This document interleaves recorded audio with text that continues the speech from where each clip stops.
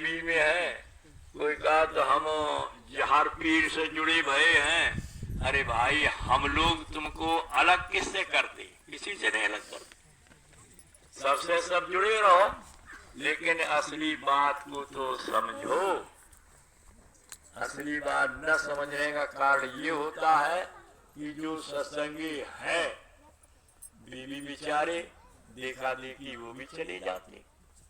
थोड़े दिन तक रहने के बाद फिर क्या देखते हैं कि चलो अब जो पूरा ही गांव जाए रहो है, तो जामे चलो। जाते भला नहीं हुए, जामे तो ज्यादा से ज्यादा 10 लोग जात, और का तो शाकाहारी हो जाओ, शराब न पियो, चरित्रवान रहो, ईमानदार रहो। बताओ जी, परहेज कैसे कर ले? और ये क्या, चाहे कछु खाओ।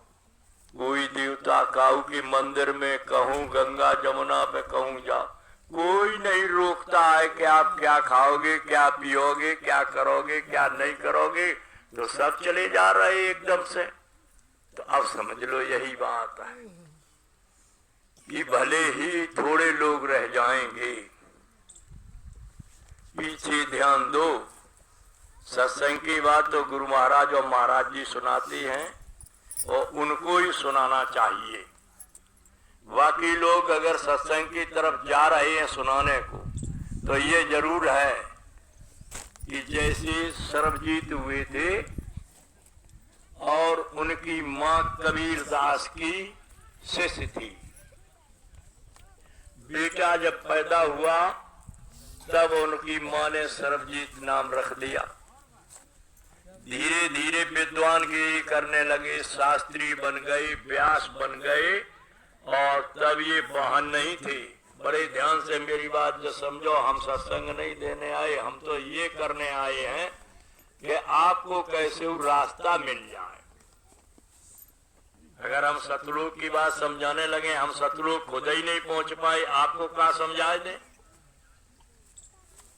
जब हम सतलोक नहीं पहुंच पाए हैं और आपको सतलोक की बात सुनाए, तो हम गुरु महाराज की सुनी सुनाई सुनाएंगे, लेकिन स्वयं देखी हुई नहीं है। इसलिए सत्संग का अधिकारी वही होता है जो शब्द से जुड़ा है, पल में यहाँ से सतलोक तक ब्रह्मांडों में आता और जाता है, देखी हुई बात बताता। सत्संग वही सुनाता है जो आपके अंदर में रखे हुए कैमरे के कर्म कर्जा को अपनी निजात से देख रहा है, कितना आपने अच्छा कर लिया और कितना आपने खराब किया। इसलिए हमारी बिल्कुल साफ सुथरी और मोटी बात है कि हम आपको क्या बताएंगे जो गुरु महाराज और महाराज जी नहीं बताएंगे, वो चीज हम बताएंगे। क्या बताएंगे? महाराज जी ये कहने लगे या गुरु महाराज कहने लगे कि तुम ये जो कर रहे संसारी पूजा, इससे आत्म कल्याण नहीं होगा, तो लोग क्या कहेंगे? बाबा जी धर्म, गुरु महाराज और महाराज जी धर्मों की आलोचना कर रहे कहेंगे। लेकिन अगर हम छिपाए रहे, ये उनका काम कहने का नहीं है। बेटा चारों प्यारे होते हैं, अगर एक बाप के 4 पुत्र हैं तो चारों प्रिय हैं, लेकिन बाप ये नहीं कहेगा कि ये खराब काम करता है, इसको मार दो। समझाएगा, बुझाएगा, बराबर हिस्सा देगा, सब कुछ करेगा, लेकिन वो आपस में बच्चे कहेंगे कि ये गलत काम करता है, ये सही करता। जैसे गोस्वामी जी महाराज का आपने सुना है नाम, हम फरी फरी आपको बातें बता रहे, जिन्होंने रामचरितमानस लिखा है। रामचरितमानस पहले नहीं कुछ था, जब कलयुग नहीं लगा था तो रामचरितमानस नहीं था, राम रावण का नाम नहीं था। आप लोग सुनो, बड़े बड़े व्यासन से आप कथाएं सुन के आए हो, लेकिन काऊ ने ये चर्चा नहीं की कि ये जो ग्रंथ की बात मुझे बता रहे हो, इसको बताओ किसने लिखा और कब लिखा। गोस्वामी जी महाराज नहीं किसी धर्म की कुछ कह रहे थे, अपना आंतरिक भेद दे रहे थे भगवान से मिलने का, लेकिन हृदय नाम का हीर उनका शिष्य था। उसे मालूम था कि भगवान कैसे और कहाँ मिलती है। उस वक्त भी मुसलमान मस्जिद में बड़ी जबरदस्त पूजा करते थे और हिंदू मंदिर में बैठ करके करते थे। तिराहे पर जाकर के और यही कहा कि न तो भगवान मंदिर में मिलेंगे और न खुदा मस्जिद में मिलेंगे। अब ये अगर गोस्वामी जी महाराज कहते तो बताओ उनके पास कौन जाता। कहते धर्म की आलोचना कर रहे हैं। आज अगर महाराज जी और स्वामी जी महाराज जी कहने लगते कि ये जो पूजाएं तुम कर रहे हो, इस भौतिक पूजा में आपको आत्मा के लिए क्या लाभ मिलेगा, तो आप जाना बंद कर देते। मथुरा का देना भाई, मथुरा का करें जाए बाबा जी तो ये सब पूजा रोक रहे, और हम अगर वह कार रहे कि ये करते रहो तो अंत में क्या कहोगे जब समय बदलने का आएगा। जब महाभारत पूरा होने को हो गया तब बाद में कृष्ण को पहचाना, पहले कौन पहचानने वाला था। राम रावण की चर्चा बड़े ढंग से आप सुनते हो, लेकिन जब वो जंगल में 14 वर्ष घूमे तब बताओ किसने जाना कि ये भगवान है, अवतारी शक्ति है, इनका सहयोग करें। कौन नहीं करो। इसी तरह से आज गुरु महाराज जो बता रहे तो क्या बता रहे। हृदय ने जब आवाज उठाई तो उनको मारा पीटा गया। फैसला हुआ जान गोस्वामी जी महाराज के सामने जब उन्होंने बैठार करके और दोनों मजहब हिंदू मुसलमानों को ध्यान पर बैठार के जब उनकी दिव्य आंख खोल दी और दिव्य कान खोला, तब उन्होंने कहा इसी मंदिर और इसी मस्जिद में वो खुदा और भगवान मिलने वाला है, बाकी किसी जगह पर कोई मिलने वाला नहीं। तब जाना था। इसलिए हम लोगों का काम है कि हम लोग बता रहे कि ये मौका चूक जाओगे, फिर ये दोबारा समय हम आपको मिलने वाला नहीं है। अगर ये बचपन आ जाए तो बचपन में भजन भाव कर नहीं पाओगे, क्योंकि किशोर अवस्था है, खेलने खाने में ही बिता दी।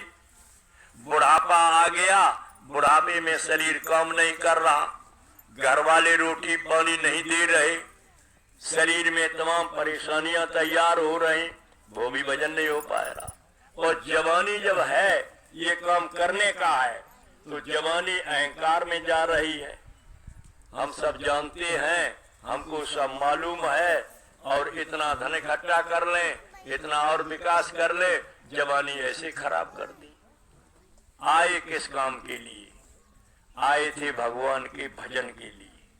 जब माँ के पेट के अंदर जन्म हो रहा है, बच्चा बढ़ रहा है, तब वहां आपने सब ग्रंथों की बात से ही तो ज्ञान हुआ जन्म के। और एकदम ये पूछो बच्चे को, उसमें आ जाए कि तुमको सब रामायण गीता धर्म पुस्तकें सब कुछ मालूम, कोई नहीं बताएगा, कुछ नहीं मालूम। लेकिन धीरे धीरे धीरे धीरे पढ़ पढ़ करके ज्ञान हुआ। तो यही है जन्म अंदर में क्या कहते कि अब प्रभु कृपा करो यह भांति, सब तज भजन करूं दिन राति। क्यों?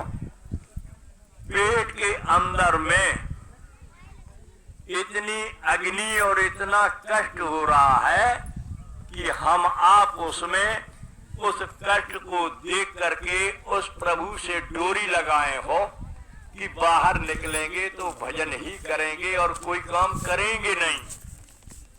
लेकिन वो कैसे जाना? यही चीज जानने की है। अगर आप सत्संग में आते हैं तो केवल ये ध्यान लगाओ कि हमें अलग से यहाँ क्या समझाया जा रहा है। तमाम इतिहास ही अगर बता रहे हैं, वे तो तमाम कथावाचक सब बता ही रहे कि लेकिन गर्भ के अंदर में प्रार्थना कर रहे, इन आंखों पर भी झिल्ली चढ़ी, आंख मुंदी है, कानों पर भी झिल्ली चढ़ी, कान बंद है, ये मुंह पर ऊपर झिल्ली है, मुंह भी बंद है, नाक भी बंद है, झिल्ली में सब अंदर। अब बताओ, देख के सह रहे हो जो इतनी मुसीबत को आपने हमने किससे देखा है जो प्रार्थना करी? ये केवल आपको समझने की जरूरत है। असली सत्संग यही है। ये न समझो कि हमें सतलोक की बात बता दी जाए। सतलोक की बात के पहले तुम्हारे अंदर में जो चीजों से समझो। ये दोनों आंखों के मध्य यहाँ जीवात्मा को बैठारा गया। जब माँ के गर्भ के अंदर पिंड में पूल में जब जीवात्मा को भेजा तो यहाँ पर बैठारा, दोनों आंखों के मध्य। ये शरीर है, 5 तत्व का था। इसमें कान आंख नाक ये सब बनाई। अगर जीवात्मा न हो तो ये आंख कान कोई काम करने वाले ही नहीं। जब जीवात्मा को बैठारा तो ये सब अंदर में बंद थे, केवल जीवात्मा की एक आंख खुली थी। उस आंख से हम आप देख रहे थे कि गर्भ के अंदर कितनी बड़ी मुसीबत है। इस मुसीबत से ही प्रभु निकालो। और निकालने के लिए गोस्वामी जी महाराज ने कैसे लिखा उसी रामायण में कि जन्मत मरत दुसह दुख पीड़ा, जन्मने की और मरने की। जन्मने वाला अगर बच्चा को इतना ज्ञान हो और अधिकार हो तो उसी वक्त चिल्लाने लगेगा कि इतनी मुसीबत से पैदा हुए। लेकिन हम आप देख तो रहे हो, जब जन्म होता है तो कितनी मुसीबत, जानवरों के बच्चे को भी देखती हो तो जीव कड़ी भई आई रही, कितनी मुसीबत। और उधर मरने के समय में तो देख ही रहे हो कि जहां मरने का समय आता है हाथ पैर पटकते हैं, रोते हैं, चिल्लाते हैं, मुसीबत से प्राण निकलते हैं। ये भी देखते चले आ रहे। तो ये दोनों मुसीबतें महात्मा क्या बता रहे हैं, आपके क्या भाव है और संतों के क्या विचार हैं। आपका मन ये कहता है कि हम गुरु करेंगे, महात्माओं के पास जाएंगे, द्वा दक्षिणा आशीर्वाद लेंगे। किसके लिए? आपकी मांग है बच्चे नहीं तो बच्चे हो जाएं, जमीन नहीं तो जमीन हो जाए, वाहन नहीं तो वाहन हो जाए, मकान नहीं तो बढ़िया मकान बन जाए, नौकरी नहीं तो नौकरी मिल जाए, कोई रोजगार मिल जाए।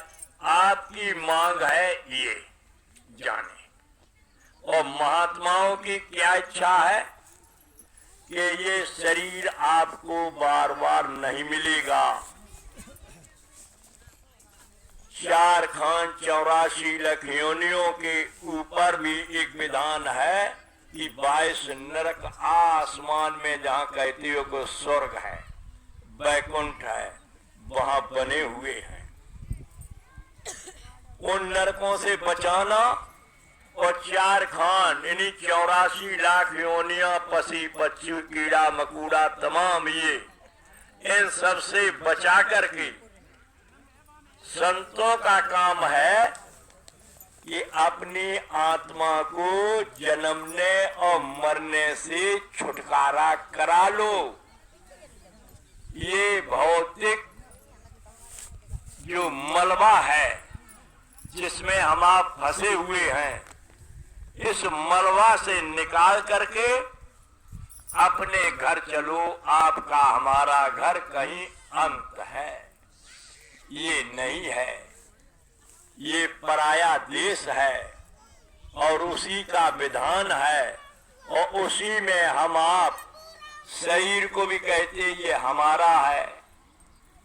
जमीन मकान वाहन ये सारी व्यवस्था को कहते हमारी है।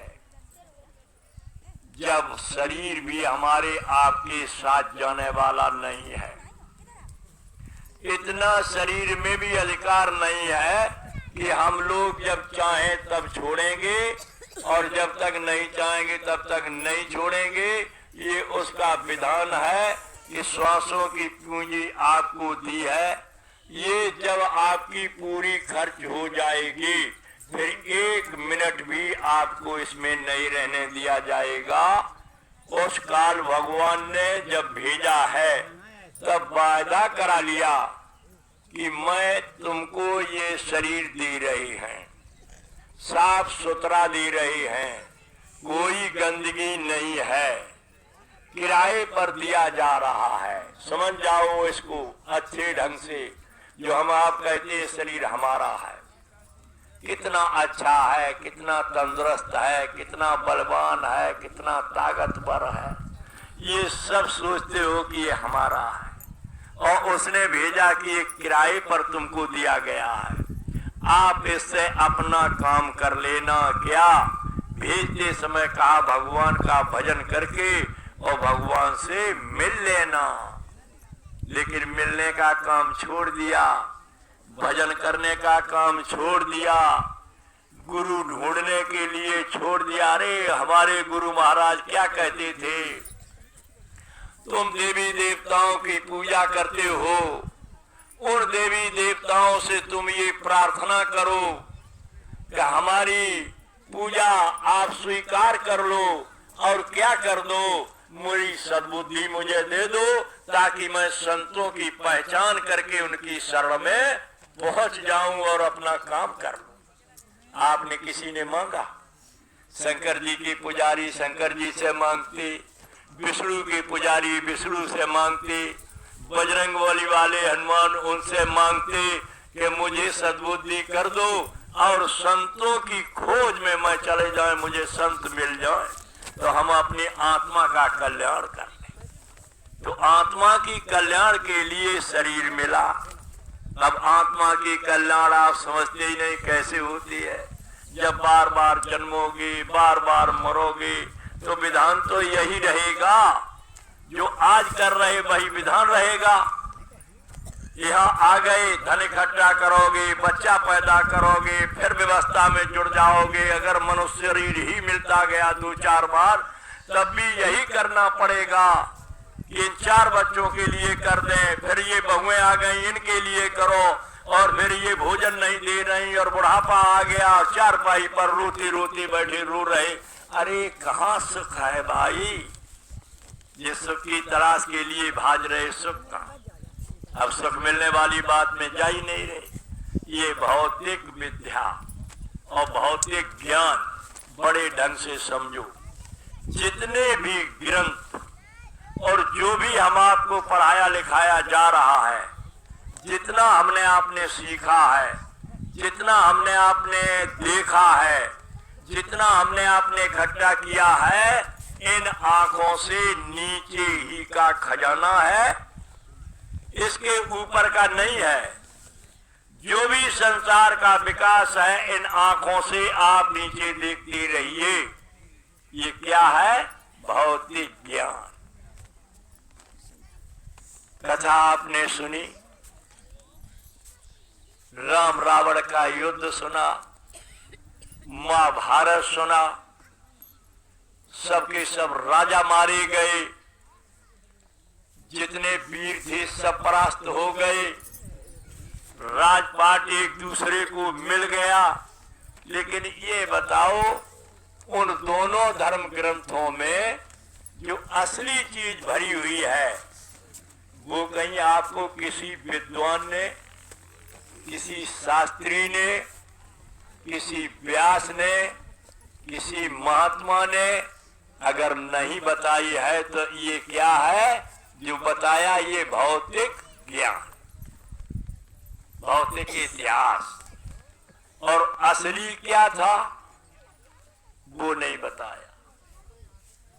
असली मैं सारा नेक कर रहा हूं। जब अर्जुन लड़ने को तैयार नहीं हुए, तब उन्होंने कहा है अर्जुन ये मोह खत्म करो, महाभारत होना है, तुमको निमित्त बनना है। साफ इनकार करिए, ने मार के कोई हम बंटवारा नहीं चाहते। तब उन्होंने कहा मेरी तरफ देखो, और इन आंख इनसे नहीं। जब अंदर की आंख पल में थोड़ी देर के लिए जब खोल दे, तब क्या देख रहे हैं कि महाभारत पूरा हो रहा, और उन्हीं के द्वारा सब मरना और जीना सब हो रहा है। बताओ, आपको किसी शास्त्रीय व्यास ने, हम इसलिए सत्संग थोड़े ही, हम ये आपको इधर से इधर लाना चाहते हैं कि आप ये समझ के जाओ, कहो देवियों में बताएं, पुरुषों में बताएं कि भाई ये तो आप सुना रहे भौतिक ज्ञान है, तब क्या सुना? अध्यात्म सुनाइए मुझे। अरे ये तो आपकी पकड़ है। अकेली मीरा ने भौतिक ज्ञान को कितना विकास किया था, आप उतना कर भी नहीं पाओ। तब कृष्ण भगवान से अर्जुन कहने लगे कि लीला आप ही समेट ले। अब एक दूसरा विषय फिर मैं बता रहा हूं उसी में, जो आप रोज महाभारत सुनते हो, रोज कथाएं हो रही हैं और रोज कह रहे धर्म की जय हो, अधर्म का नाश हो। अब कहूं रही हो अधर्म, गाँव गाँव बताओ अधर्म रहो, और आप रोज सुन रहे हो, रोज जय जयकारी लगा रहे हो। हम सत्संग सुना नहीं आए, हम जय कहना आए कि होशियार हो जाओ। आगे जो इतना बड़ा खर्चा के साथ मेहनत का कार्य जो कर रहे हैं, उनको दिखाई दे रहा कि आगे तुम्हारे लिए क्या होने जा रहा है। वो बचाना चाहते हैं और आप बचना नहीं चाहते। आप उसी में स्वाहा में जा रहे, जो रोज स्वाहा हो रही है उसी स्वाहा में जा रहे। अब उनको आप अध्यात्म, जब महाभारत पूरा हो गया और विश्व विजयी धर्मराज हो करके और यज्ञ उन्होंने की, तब भगवान कृष्ण ने कहा 3 बार घंटा बजेगा। तो वो सोचे कि घंटा हाथ से बजाओ जाइए, लेकिन कृष्ण भगवान ने कहा कि दुष्ट और धर्मराज तुम ही केवल सुन पाओगे, बाकी कोई नहीं सुनेगा। यज्ञ की मैं जल्दी बता रहे, लंबी चौड़ी कहानी नहीं कही। यज्ञ हुई और यज्ञ में इंतजार करते रहे धर्मराज के घंटा बजेगा, घंटा कहूं कछु ना। तब उन्होंने कहा कि महाराज आपने कही थी सब घंटा कहीं नहीं कि कोई खाने को रहेगा। उन्हें मालूम थी। अब बताइए संतों को आप कैसे पहचान लोगे? रोज सूप बेचने वाला गांव में और कहता था कि सूप ले ले, सूप ले ले, और वही सुपच सूप वाला खाने नहीं आया। जब खाने नहीं आया तब ये सब लोग गए उसे बुलाने को, लेकिन जब घर से चले तब कृष्ण भगवान ने कहा कि जो खाने नहीं आया है वो मुझसे बड़ा है। तुम्हें कब व्यास ने कथा मुझे सुनाई? कब नहीं सुनाई? हरिया में भर लो तमाम प्रसाद, फूल धर ले और भेंट और धर ले और आरती उतार रहे, और स्वामी जी रामायण में क्या कह रहे? पूजिए विप्र सकल गुणहीना और पूजिए न शुद्ध चाहे वेद प्रवीणा। अरे सुनो भागवत ना आओ सत्संग में, लेकिन सुनियो तो घर में बैठ के तो सुनोगे। 1 लाख श्लोक याद करने वाला शास्त्री बन के आ रहा है, वो अगर रजोगुण सतोगुण तमोगुण तीनों गुणों से रहित नहीं है और ब्रह्म तक आता जाता नहीं है, तो शूद्र बैठा है गद्दी पर, शूद्र की पूजा करोगे? बोलो जाओगे कहां? तब केशव ने कही कि मुझसे बड़ा है। द्रौपदी को शंका हुई कि तुमसे बड़ा कोई है ही नहीं। तब उन्होंने कहा मुझसे बड़ा। द्रौपदी ने कहा खाना हम बनाएंगे। उनके पास जब गए तब उन्होंने कहा महाराज खाना तो खा लेते, लेकिन खाना इसलिए नहीं खाने आए कि राज दरबार में शराबी, मांसाहारी, कत्ल करने वाले, चोरी करने वाले, भ्रष्टाचार करने वाले सबका दान आता है, क्योंकि राजा के यहाँ सबके यहाँ कर। तो जब वो सब इकट्ठा हुआ उसी से तो यज्ञ की है। तब उन्होंने कहा हमारी साधना खत्म हो जाएगी। आज बताओ कोई परहेज कर रहा हो, एक तिलक लगाओ, कपड़ा रंगे, कौने दाढ़ी रंगाई, कौने ऊपर से भभूत खींच लाई और सब घूम रहे का, सब महात्मा बेचारे जी का करें, गुरु कहाँ ढूंढन जाए, नहीं तो बनाइए गुरु।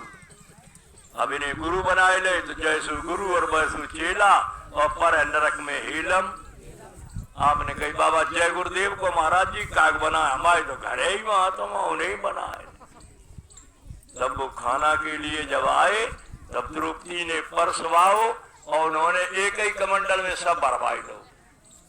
तब द्रौपदी ने कही सुअर आए, कार्तिक कृष्ण भगवान मुझसे बड़ा है, कोई सबादवे नहीं, हम सवेरे के बनाए रहे अलग अलग खाना, उसने सब एक ही कमंडल में झुका लिया, खाना भी नहीं जानता। एक अंगुलिया बोर के लगाई, सुपथ ने एक बार घंटा जैसे ही बजो धर्मराज चौंक पड़े। दूसरी अंगुली चल रहा, दूसरी पे लगाई, 2 बार बजे धर्मराज बड़े खुश, कहने लगे कही थी अब खोलिए कहाँ का घंटा बजा और किससे उन्होंने सुना। अब इसे देखिए कैसे सुना, जैसे ब्रह्मानंद सोहम पंथ में हुए। उन्होंने क्या लिखा, अचरज देखा भारी साधो अचरज देखा भारी, गगन बीच अमृत को कुआ झरे सदा सुखारी, और पंग पुरुष चढ़े बिन सीढ़ी पीवे भर भर झारी। आसमान में महल बना है, अमृत का कुआ है, और बिना पैरों वाला चढ़ करके वो पी रहा है। कौन लिख रहे? ब्रह्मा। बताओ कोई शास्त्री ने ज्ञान जाना कहाँ लिखा, क्या लिखा है, किसी ने जाना? गगन बीच एक महल बना है, तामे ज्योत न्यारी, अंधा देख देख खुश होवे बात बतावे सारी। अरे प्रेमी भाई बहनों, कितना सुंदर महल बना है आसमान में। इन आंखों का अंधा तो कौन सी आंख खुली? अंधा। उसके लिए सुनो सत्संग, इसके लिए न सुनो कि तमाम गाथाएं तुमको सुना दी जाए। तीसरी आंख के लिए सुनिए कि हमारे तीसरी आंख है, और तीसरी आंख समझ जाओगे तब सोचोगे कि अब मथुरा चलेंगे महाराज जी के पास, जो तीसरी आंख का मुझे ज्ञान मिल जाए। फिर क्या लिखा? बिना बजाए बाजे बाजे, घंटा शंख नगाड़ी रे, और बहरा सुन से मस्त होत है, तन की सोच बिसारी। इन आंखन का कानों का बहरा, और अंदर का तीसरा कान जो गुरु महाराज बताते थे, और महाराज जी बता रहे हैं कि तीसरी आंख, तीसरा कान और तीसरी नाक, ये आपका निज शरीर है, उसमें है। इस किराए के मकान के अलावा जो आपका शरीर है उसमें ये है। तो ब्रह्मानंद ने लिखी। तब धर्मराज कहने लगे कि केशव, एक बार जो आपने कही थी 3 बार बजेगा, वो 1 बार रह गया, 2 बार तो मैंने सुन लिया। अब बताओ अगर बाहर से बजता तो वहां उनके साथ अर्जुन, भीम, निकुल, सहदेव और भी जनता संग थी, सब सुन लेती। लेकिन अकेले धर्मराज सुन रहे। कृष्ण की दया, संतों की दया, तब ऊपर का भेद जब उन्होंने खोल दिया अपनी मर्जी से, तब वो घंटा सुना। तब कहा सुपत्नी के किसी को शंका हो गई। द्रौपदी पैरों पर गिर पड़ी धर्मराज के चेहरे को देख करके कि हमारे पति इतने प्रसन्न आज। जब पैरों पर गिरी और कहने लगी कि सब मुझसे गलती हुई, मैंने बुरा शब्द कहा कि आपसे बड़ी नहीं सुअर है, खाना नहीं जानते, क्षमा करना। तब तीसरी आवाज उठी। बताओ, कोई शास्त्री कहते वृंदावन मथुरा से बरसाने से आ रहे, 2 लाख में आ रहे, तुम पगले आ जाते हो एकदम, पूरे गांव का गांव चलो जात। और आगे जब बजेगा काल का डंका, कोई बचने न पाएगा, बचेगा साधु जन कोई जो सत से लड़। दाद ने याद आएगी कि हम सत्संग में अगर चले जाते तो क्या देख लेते कि वे मेड़प में को जाए रहे, कि वे अवसान सिंह मर्दान सिंह जाए रहे और जाकट पहने हैं, तो किनके हैं? अरे विजय गुरुदेव वाले हैं, विजय गुरुदेव वाले। और जय गुरुदेव नाम किनका है? प्रभु का। तो किनके वाले जाए रहे? प्रभु वाले। और इधर जा रहे कौन? उन्हीं में गंगा जी को हलान जा रहे हैं भरे ट्रैक्टर, उन्हीं के किनके है कि गंगा जी के। आप बताओ प्रभु वालों की मदद हो जाएगी कि गंगा पे जा रहे हैं, वहां में मेढक भी रहता है, वहां में मछली भी रहती है। अगर उन्हीं को आत्म कल्याण हो जाए तो तुम तो एक ही दिन नहान जात, और भी 24 घंटा उसी में रहते हैं, वो तो सीधे स्वर्ग में चले जाए। लेकिन देखा देखी भूत समायो और भव सागर की भूत कहानी। देखा देखी अगर एक ने चल दिया तो सब जा रहे तो काना हुई, पूनो हर पूनो नहाए तो गंगा राम बजान लगे, और जमुना गए चले गए तो जमुना दास कहान लगे। ऐसे ही जय गुरुदेव वाले की तरफ गए तो जय गुरुदेव वाले हो गए। तो आप समझ लो जिसमें आपका है तो उसके वाले हो जाओ। अब मैं आपको ये पूछते